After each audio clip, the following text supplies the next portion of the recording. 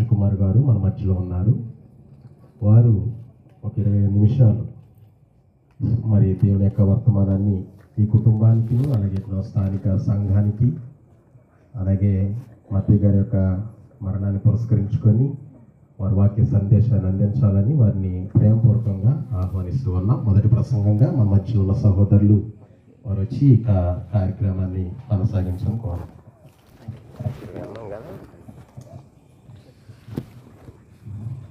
దేవుని యొక్క ఉన్నతమైనటువంటి కృపచేత దేవుడిచ్చినటువంటి అవకాశంలో ఈరోజు క్రీస్తునందు మా సహోదరులు నిజమైన సంఘంలో నమ్మకమైనటువంటి సేవకులుగా పనిచేసినటువంటి మత్తయ్య గారిని జ్ఞాపకం చేసుకుంటూ మీతో దేవుని మాటలు పంచుకునే అవకాశాన్ని దేవుడు నాకు ఇచ్చి ఉన్నాడు. అందుని బట్టి దేవుని కృతజ్ఞతలు తెలియజేస్తూ, సంవత్సరం అయినప్పటికీ కూడా తన కుటుంబాన్ని విడిచిపోయినటువంటి మత్తయ్య గారిని జ్ఞాపకం చేసుకుంటూ వారు బోధించిన బోధ మరికొంతమంది సేవకుల ద్వారా ఇక్కడ ఉన్నటువంటి వాళ్ళందరికీ వినిపించాలనే ఉద్దేశంతో ఇటు ప్రత్యేకమైన కూడికను ఏర్పాటు చేసిన కుటుంబ సభ్యులందరికీ, చేరువచ్చిన అందరికీ హృదయపూర్వక వందనాలను తెలియజేస్తున్నాను. మరి ప్రాముఖ్యంగా గుడివాడ, విజయవాడ పరిసర ప్రాంతాలలో అత్యంత ఉన్నతంగా పరిచర్య చేసేటువంటి దైవ సేవకులు వేదిక మీద కింద కూడా అనుభవజ్ఞులు ఉన్నారు. వారందరికీ కూడా ఈ సమయంలో హృదయపూర్వక వందనాలను తెలియజేస్తున్నాను. సుధాకర్ గారు 20 నిమిషాలు మాట్లాడమన్నారు. దానిల్ గారు 15 నిమిషాలు మాట్లాడమన్నారు. నేను ఇంకా తగ్గించి మాట్లాడేటువంటి ప్రయత్నాన్ని చేస్తాను. మత్తయ్య గారి విషయంలో లేఖనాల ప్రకారంగా ఆయన జీవితాన్ని గురించి మనం ఆలోచిస్తే ఆయన చనిపోయినప్పుడు కాదు, ఇప్పుడు కాదు, ఆయన గురించి ఎప్పుడు జ్ఞాపకం చేసుకున్నా అది మనకు సంతోషాన్ని కలగచేస్తుంది. ఎందుకనగా పరిశుద్ధ గ్రంథం అనేది బ్రతికుండగా వారి జీవితాలు ఎలా ఉంటాయో మాత్రమే కాకుండా చనిపోయిన తర్వాత కూడా వాళ్ళు ఎలా ఉంటారో ఈ గ్రంథం మాత్రమే మనకు చెప్పగలదు. చనిపోయినటువంటి వారు ఎలా ఉన్నారు అనేది మనకు తెలియాలంటే బ్రతికుండగా వాళ్ళ క్రియలు, చనిపోయిన తర్వాత వాళ్ళ క్రియలను బట్టి దేవుడిచ్చే స్థానం అనేది మనకు అర్థం అవ్వటానికి ఈ గ్రంథం జననానికి ముందు గురించి చెబుతుంది, జన్మించిన తర్వాత జీవిత విధానాన్ని గురించి చెబుతుంది, చనిపోయిన తర్వాత వాళ్ళు వెళ్ళే స్థలాన్ని గురించి కూడా చెబుతుంది. అలా దేవుడు చెప్పినటువంటి గ్రంథం ప్రకారంగా మత్తయ్య గారి గురించి ఆలోచన చేస్తే ఆయన లూకాసు వార్తలో చెప్పినట్లుగా ధనవంతుడి దగ్గర ఉంటాడా, లాజరు దగ్గర ఉంటాడా? చక్కగా సోదరు తెలియపరిచారు. ఎక్కడ ఉంటారు ఆయన? లాజరు దగ్గర, నీతిమంతులు ఉండే స్థానంలో, నెమ్మది పొందేటువంటి స్థలంలో, పరదైసులో మత్తయ్య గారు ఉన్నట్లుగా మనమైతే ఆయన జీవితాన్ని బట్టి, ఈ గ్రంథాన్ని బట్టి మనమైతే నమ్మొచ్చు. కనుక ఈ లోకములో ఉన్నప్పుడు ఈ శరీరానికి బలహీనతలు, కుటుంబపరమైన ఇబ్బందులు, సమాజపరమైన అవమానాలు వస్తాయేమో కానీ ఇప్పుడు మత్తయ్య గారు ఉన్న స్థానంలో అందరూ ఆయన్ని గౌరవించేవారే, అందరూ ఆయన యందు సంతోషించేటువంటి వారే అయి ఉంటారు. ఈ జీవన సంబంధమైన ఏ బలహీనతలు, సమస్యలు లేకుండా నెమ్మదికరమైన స్థలంలో మత్తయ్య గారు ఉన్నారు. దేవుని చిత్తమైతే క్రీస్తు రాకడలో దేవుని చిత్త ప్రకారముగా ఆయన నిత్యమైన రాజ్యానికి వెళ్ళి అర్హతను పొందినటువంటి వారై ఉన్నారు అని లేఖనాలను బట్టి మనమైతే చెప్పవచ్చు. కనుక అలాంటి మరణము వరకు నమ్మకమైన సేవకునిగా సువార్తలో కొనసాగినటువంటి మత్తయ్య గారిని జ్ఞాపకం చేసుకుంటూ కొద్ది నిమిషాలు దేవుని వాక్య భాగాన్ని మనమైతే ధ్యానించుకుంటాం. వాక్యంలోనికి వెళ్ళే ముందుగా నేను చెప్పేటువంటి మాట ఏంటంటే, మా సుధాకర్ గారు ఎప్పుడైనా ఆయన గురించి మాట్లాడినప్పుడు మా సోదరులందరూ కూడా మత్తయ్య గారు అని సంబోధిస్తారు. ఆయన ఒక్కడే శేషం మత్తయ్య గారు అంటాడు. ఆయన స్పష్టంగా శేషం మత్తయ్య గారు అనే పదాన్ని ఆయన వాడతాడు. శేషం అంటే ఏంటి ఆలోచించారు ఎప్పుడైనా? దానిల్ గారు చెప్పారు, శేషం అనేది లెక్కల్లో వస్తుంది, భాగాహారాల్లో.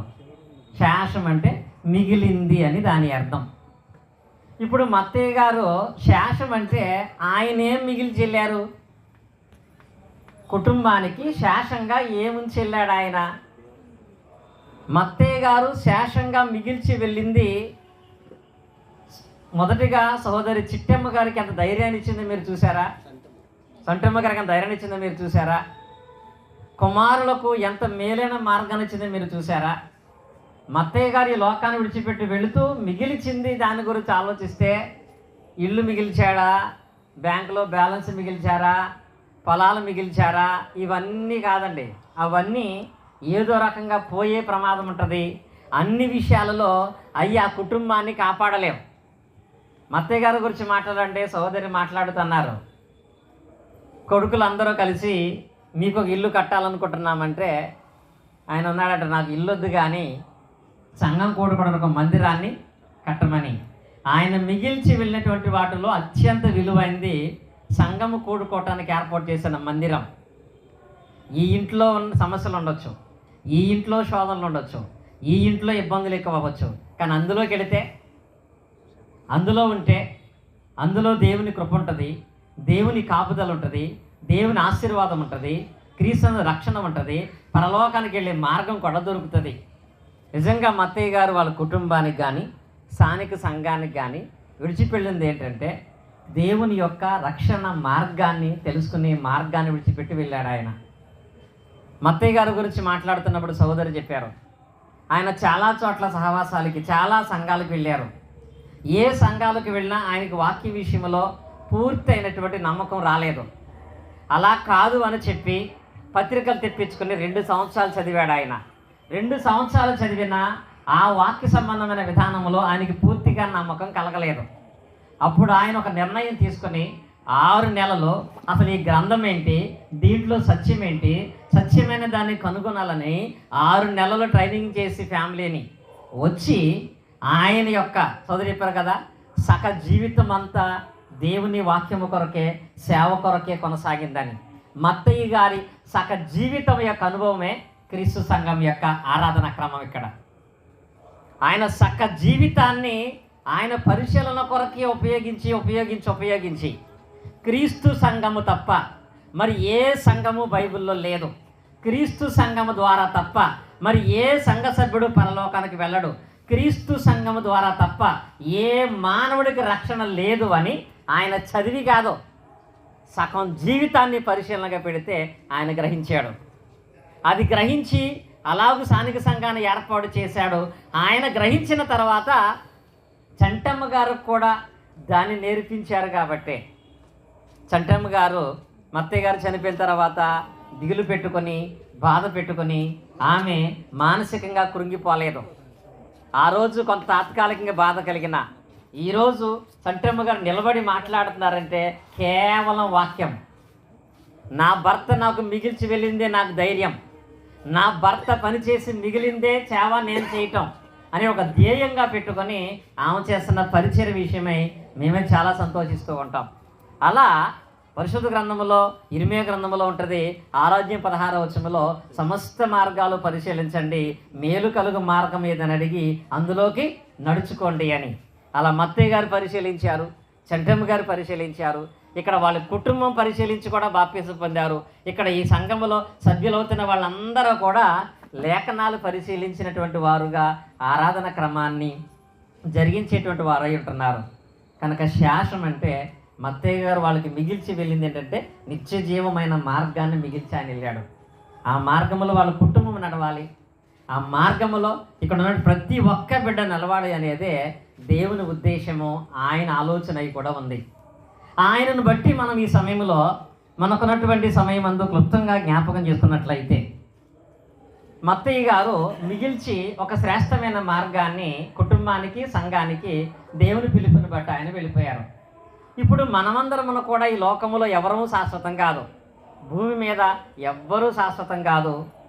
భూమి మాత్రమే కొంతకాలం ఉంటుంది, చివరికి భూమి కూడా శాశ్వతం కాదు. ప్రసంగి గ్రంథంలో సొలొమోను ఒక మాట మాట్లాడతాడు. ఆయన ఏమన్నా మాట్లాడతాడు అంటే, ప్రసంగి గ్రంథం ఒకసారి మనం చదువుకున్నట్లయితే 1వ అధ్యాయం 4వ వచనంలో అక్కడ ఏముంటుందంటే, తరము వెంబడి తరము గతించిపోవచ్చున్నది, భూమి ఒక్కటే ఎల్లప్పుడూ నిలుచున్నని. తరం వెంబడి తరం అంటే ఇంగ్లీష్లో జనరేషన్ అంటారు. జనరేషన్ తర్వాత జనరేషన్ వస్తానే ఉంది, తరం వెంబడి తరం గతించిపోతుంది. మనకంటే ముందు కొంతమంది వెళ్ళిపోయారు, మన కని వాళ్ళు వెళ్ళిపోయారు. మనం కొంతమందికి అన్నాం, మనం వాళ్ళని వదిలిపెట్టి వెళ్ళిపోతాం. మన పిల్లలు కొంతమందికి అంటారు. ఇదే జనరేషను. తరం వెంబడి తరం వెళ్ళిపోతుంది. మత్తయ్య గారు ఒక తరంలో వెళ్ళిపోయారు. నెక్స్ట్ తరానికి ఆయన జీవ మార్గాన్ని, సత్యమైన సంఘాన్ని చూపించి వెళ్ళాడు ఆయన. మరి ఇప్పుడు మనం కూడా ఎప్పటికైనా ఈ లోకాన్ని వదిలిపెట్టి వెళ్ళిపోవాలి. వెళ్ళిపోతున్నటువంటి మనం ఒకసారి ఆలోచన చేసి, ఈ తరంలో, ఈ జనరేషన్లో నా ఫ్యామిలీకి నేను ఏం మిగిల్చి వెళ్తాను, ఏం మిగిల్చి వెళితే వాళ్ళకు మేలుకరం అనేది ఆలోచించుకోవాల్సినటువంటి అవసరం మనకు ఉంటుంది. మన తరానికి, మన పిల్లలకి ఏది మిగిల్చి వెళ్తే మంచిది? ఈ రోజులో చాలామంది తల్లిదండ్రులు, ముఖ్యంగా తండ్రి చేసేటువంటి పని, తన కొడుకులకి తన అలవాట్లు మిగిల్చి వెళ్తున్నాడు. మన ఒక అబ్బాయి అన్నాడు, వాడు ఎందుకు తాగటం మొదలెట్టాడంటే, వాళ్ళ నాన్న చచ్చిపోకముందు 4 బాటిల్ ఇచ్చి ఇంట్లో పెట్టుకున్నాడంట. 2 బాటిల్ దాకా చచ్చిపోయాడు. మిగతా ఎవరు కంప్లీట్ చేయాలి? కంప్లీట్ చేయాలి. కొడుకు కంప్లీట్ చేయాలా? మా నాన్న తెచ్చుకున్నాడు, మా ఆయనకు చాలా ఇష్టం, మా నాన్న మా ఇష్టాన్ని నేను ఎందుకు కాదన్నా 2 మొదలెట్టాడు. 2 మొదలెట్టినాడు, 20 సంవత్సరాలైనా మానలేదంట. అంటే ఆ తండ్రికి ఏమవుతుంది? నెక్స్ట్ జనరేషన్ ఏం చూపించాడు? తద్వారా ఏమవుతుంది? ఆ తండ్రి చనిపోయిన 5 సంవత్సరాలకి కొడుకు కూడా చనిపోయాడు. కుటుంబం దుఃఖకరమైన పరిస్థితుల్లోకి వెళ్ళిపోయింది. కనుక పిల్లలకి నెక్స్ట్ తరానికి మనం ఏమిస్తున్నాం? ఆలోచనలో బాగానే ఉంటుంది. నేను డ్రైవర్గా ఉంటే మా కొడుకు ఓనర్గా ఉండాలి, నేను అద్దెంట్లో ఉంటే నా కొడుకు సొంత ఇంట్లో ఉండాలి, నేను కూలివాడుగా ఉంటే నా కొడుకు యజమానుగా ఉండాలి. నిజమే, మంచి వాళ్ళకి ఏర్పాటు చేయాలనుకుంటున్నావు, కానీ నువ్వు అనుకునేటువంటి మంచి తరం ఏర్పడి వాళ్ళు మేలుకరంగా ఉంచబడాలి అంటే ఎలా వాళ్ళ తరం మేలుకరమైన మార్గంలో ఉంటుంది? పరిశుద్ధ గ్రంథాన్ని పరిశీలిస్తే ఏముంటుందో తెలుసా? నీ కుమారుడుకు నువ్వు ఆహారం పెట్టగలవు, ఆయుష్కాలం ఇవ్వగలవా? అది ఇచ్చేది ఎవరు? దేవుడు. నీ బిడ్డను స్కూలుకు పంపగలవు, జ్ఞానాన్ని ఇవ్వగలవా? అది ఇచ్చేది ఎవరు? దేవుడు. కనుక నీవు నీ నెక్స్ట్ తరానికి ఏదైనా మంచిది ఇవ్వాలి అంటే నీవు తప్ప దేవుడు ఇచ్చేదే గొప్పది. ఆ నెక్స్ట్ తరానికి దేవుడు ఇవ్వగలిగేది నువ్వు ఏమిచ్చినా ఇవ్వలేవు. కనుక ఆ నెక్స్ట్ తరానికి దేవుని వల్ల అది వాళ్ళు పొందాలంటే మత్తయ్య గారిలాగా నీ పిల్లలకి ఏ మార్గం నేర్పించాలి? దేవుని మార్గాన్ని నేర్పించినటువంటి వాళ్ళమై మనం ఉండాలి. తరం వెంబడి తరం గడిచిపోతుంది. మరి మన తర్వాత మన తరానికి వాళ్ళు మేలుకరమైన మార్గాన్ని భూలోకములో పొందుకోవటానికి, తర్వాత పరలోకం కూడా వెళ్ళటానికి అనుకూలమైన మార్గాన్ని తల్లిదండ్రులుగా మనం ఏర్పాటు చేస్తున్నామా లేదా? పరిశుద్ధ గ్రంథంలో ఒకసారి ఆలోచన చేసినట్లయితే ఆదికాండము 6వ అధ్యాయము 9వ వచనంలో ఒక ఆయన ఒక తరానికే మాదిరిగా ఉన్నాడంట. ఒక తరానికే నీవు మాదిరిగా ఉన్నావని అతనిని దేవుడు ఏర్పాటు చేసుకుని అతనిని బట్టి అతని కుటుంబాన్ని కూడా రక్షించినటువంటి సందర్భాన్ని మనం చూడగలం. ఆదికాండములో 6వ అధ్యాయం 9వ వచనం చూసినట్లయితే నోవాహు వంశావళి ఇదే. నోవాహు నీతిమంతుడును తన తరములో ఎలా ఉన్నాడంట?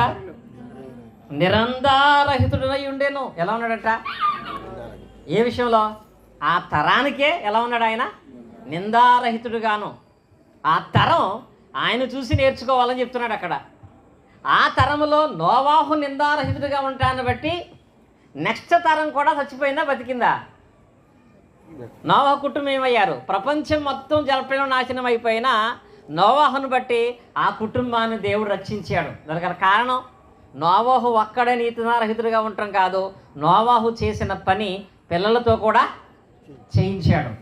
దేవుని ఆజ్ఞ ప్రకారంగా 3 కొడుకులు 3 కోడళ్ళు కూడా జీవించారు. కనుకనే ఆ స్థితిని బట్టి దేవుడు నోవాహు కుటుంబాన్ని ఆస్వాదించినట్లుగా మనం చూస్తున్నాం.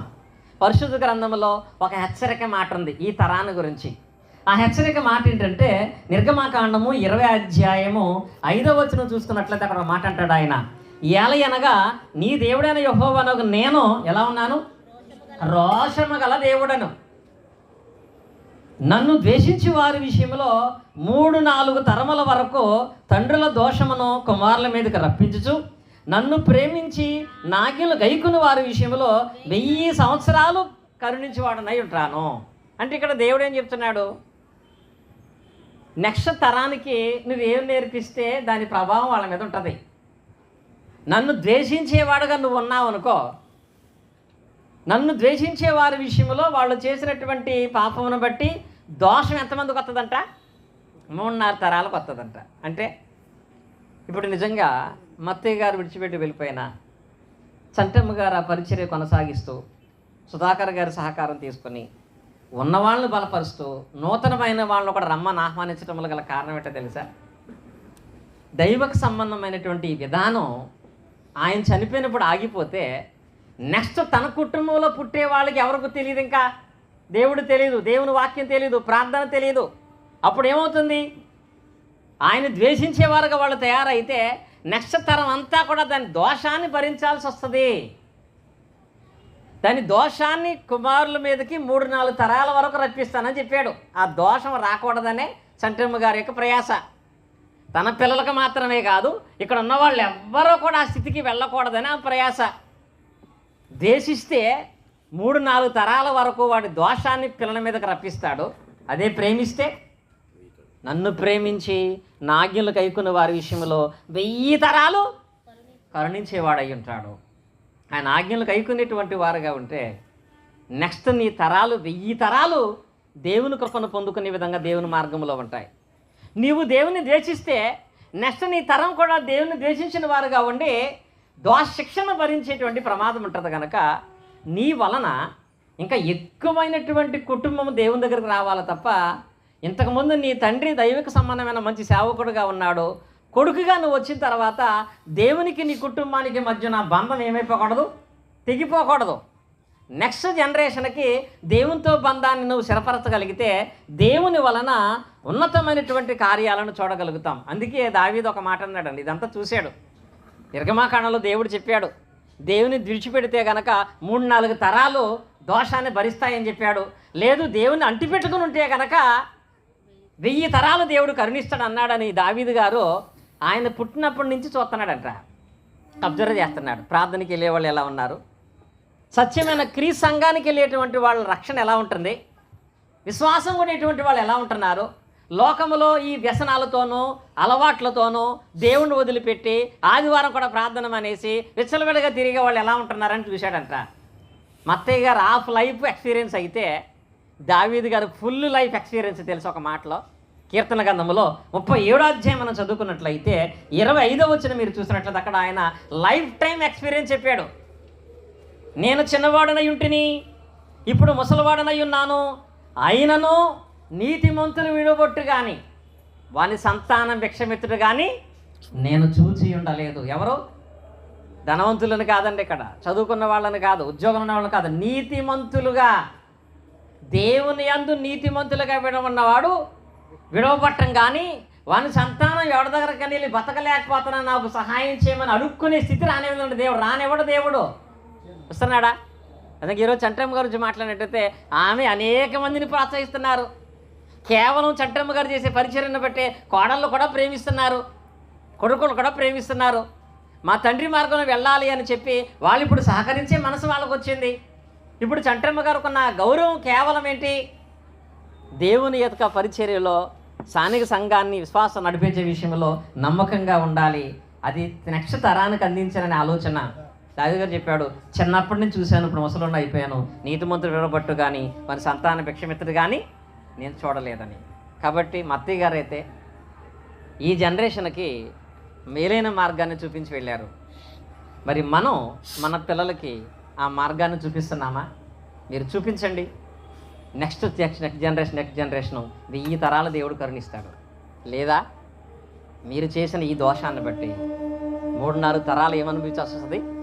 దాని దోషం అనుభవించాల్సి వస్తుందనే విషయాన్ని గ్రహించాలి. అందుకే న్యాయాధిపతుల గ్రంథంలో ఇలాగే మానేస్తే యెహోవాను ఎరగని తరం ఒకటి వచ్చిందంట. అప్పుడు వచ్చింది, ఇప్పుడు రాకూడదండి. దేవుని ఎరిగిన తరాలుగా మనం నడిపిద్దాం. క్రీస్తునందు విశ్వాసంగా నడుచుకుందాం. దేవుని ఉన్నతమైన పిలుపుని బట్టి మనతో పాటు మన కుటుంబాన్ని, చుట్టుపక్కల వారిని నిజమైనటువంటి ఇక్కడ ఉన్న క్రీస్తు సంఘం నడిపించగలిగితే ఆ క్రీస్తులోనే జీవం ఉంది, క్రీస్తులోనే సత్యం ఉంది, క్రీస్తులోనే మార్గం ఉంది.